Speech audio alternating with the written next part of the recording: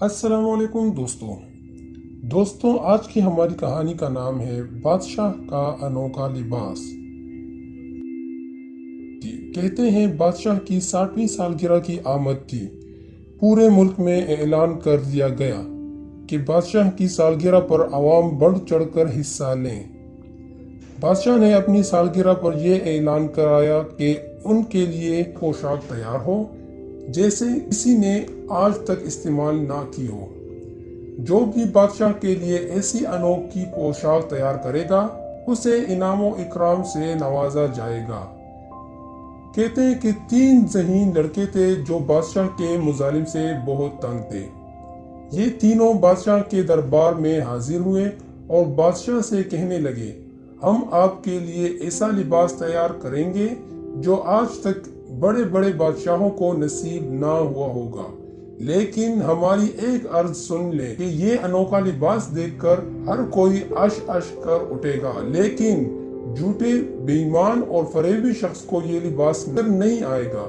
البتہ اخراجات بہت زیادہ ہوں گے کیونکہ کپڑا سونے کی تاروں سے تیار ہوگا اور لباس پر ہیرے جواہرات سے کام ہوگا۔ بادشاہ نے لڑکوں کو مطالبہ رقم فراہم کر دی۔ 10-15 دن کے بعد بادشاہ نے اپنے سپہ سالار سے کہا وہ جا کر دیکھے کہ ان لڑکوں کا کام کہاں تک پہنچا ہے۔ سپہ سالار نے دیکھا کہ لڑکے کپڑے بننے کے انداز میں خالی ہاتھ ہلا رہے ہیں۔ سپہ سالار چونکہ بے ایمان شخص تھا اس لیے اس نے اپنا برہم رکھنے کے لیے بادشاہ کو اطلاع دی کہ حضور، لڑکوں نے آپ کے لیے لاجواب پوشاک تیار کی ہے۔ 3-4 دن بعد جھوٹے اور بے ایمان وزیر نے بھی بادشاہ کو یہی رپورٹ دی۔ بادشاہ بہت خوش تھا کہ کل شام جب وہ پوشاک پہن کر درباریوں کے ساتھ گشت کرے گا تو لوگ اسے مبارکباد دیں گے۔ اگلی صبح لڑکے بڑے بڑے خالی تھان لے کر محل میں آئے۔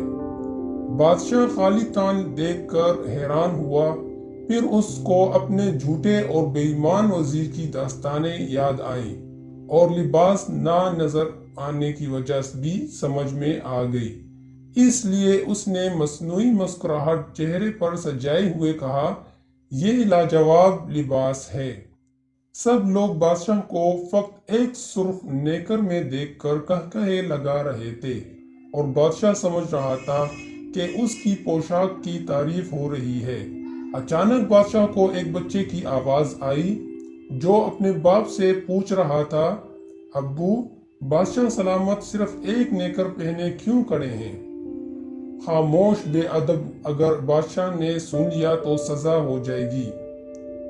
یہ کہنا تھا اس کے باپ کا۔